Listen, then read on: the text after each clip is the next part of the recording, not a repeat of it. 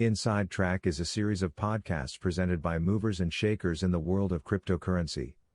The goal of Inside Track is to educate the listener in various topics, from Bitcoin to projects to watch out for, from the future of Ethereum to NFTs, from DeFi to the next big thing in cryptocurrency. These are people who have developed cryptocurrency projects and are hands-on in the industry.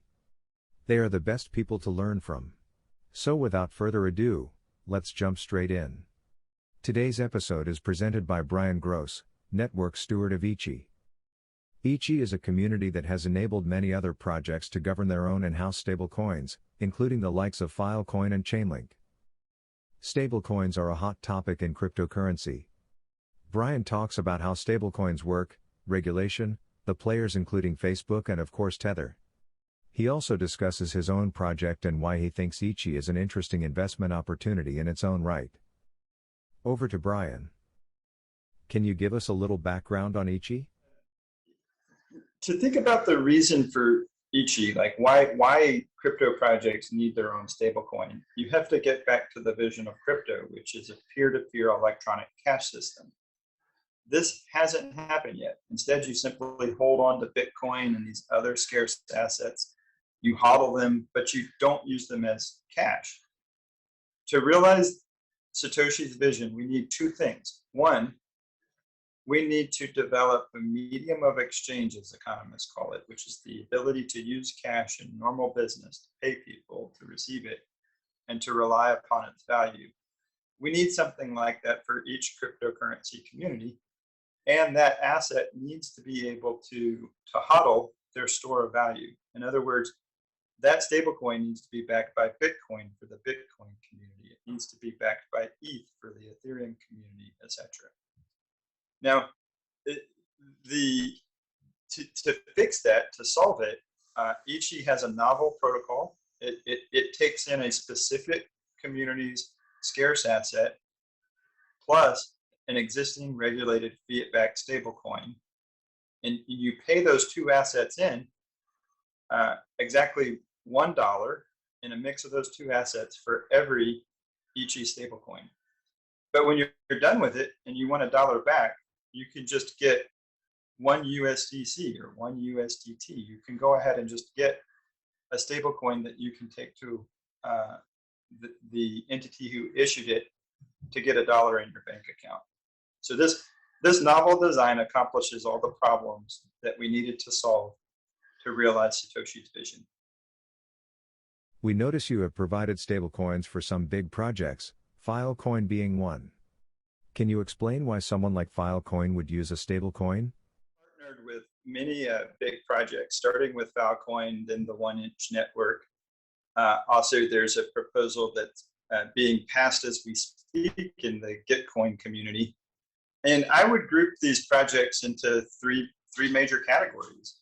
Some of them are layer one networks in their own right. Others are DeFi projects. And some are market networks like Filecoin.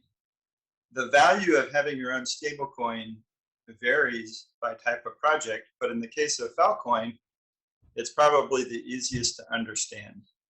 They are creating scarce infrastructure to be used by the next version of the internet, this open internet that more businesses will be built upon and an entire economy will form.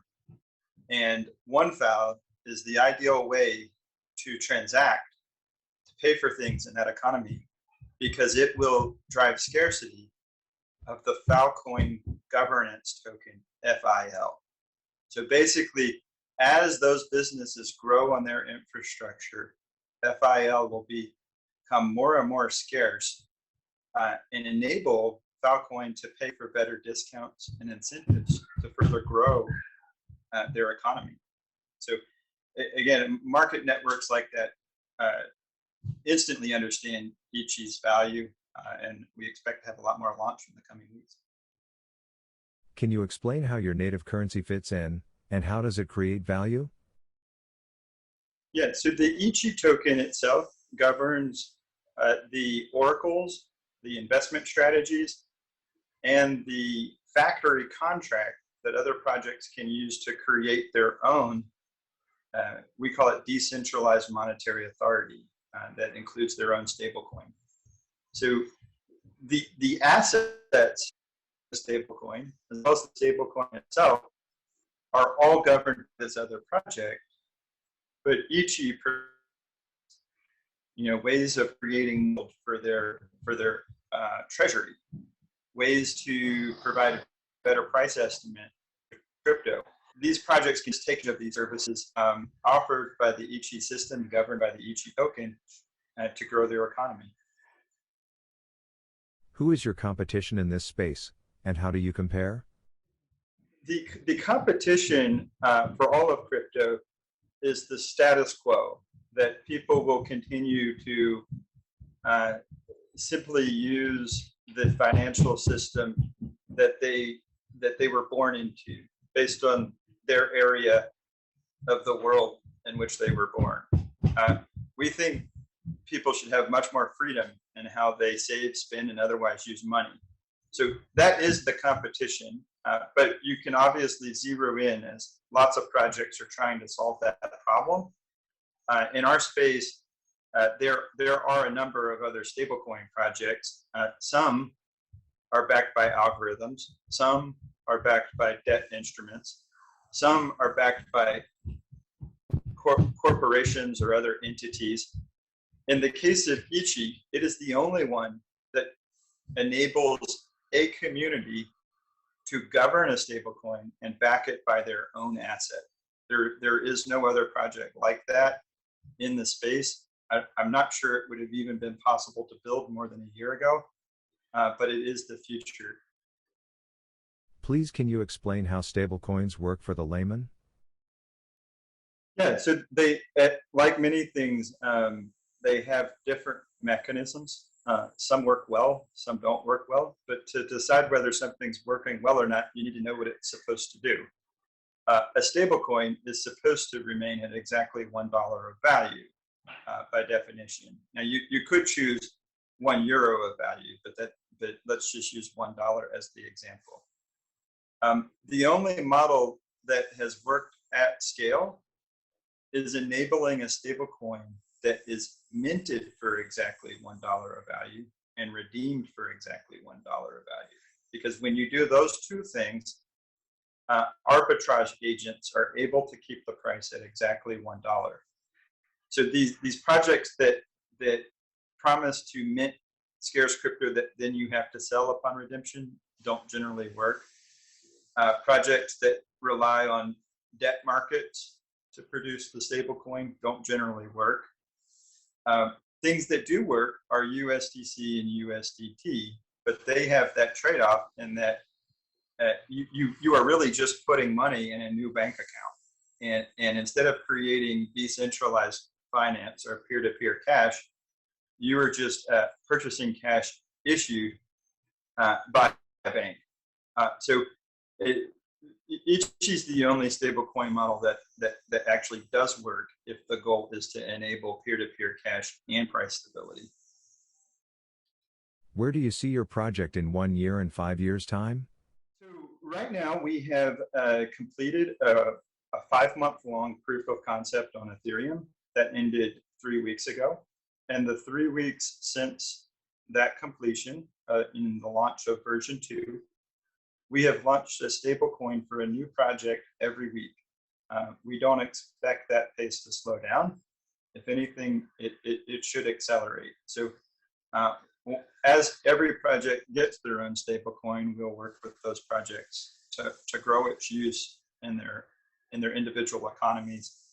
And then post that, I could imagine that a number of consumer applications may be built to enable people to better take advantage of this more rewarding money, this money that provides better discounts when spending, this money that provides better interest when saving. Where do you see your project in 1 year and 5 years' time? I think I may have mentioned I'm ex-IBM, ex-Amazon. The team we were fortunate to pull together, it has 4 or 5 of us from IBM on it. It has members from Red Hat and Microsoft. It's a very experienced team, a team that has really zeroed in on security as a core value. We take audits seriously. We're audited by QuantStamp.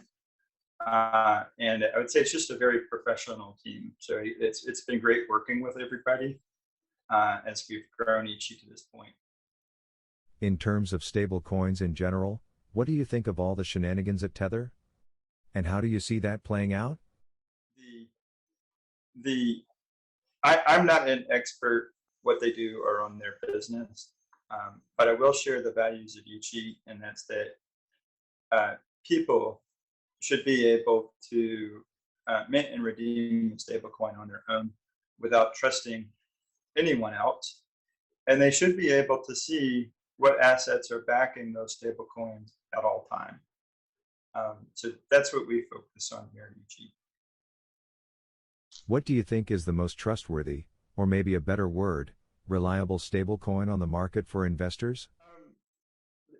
Again, I think that trust is not something that should have to be there.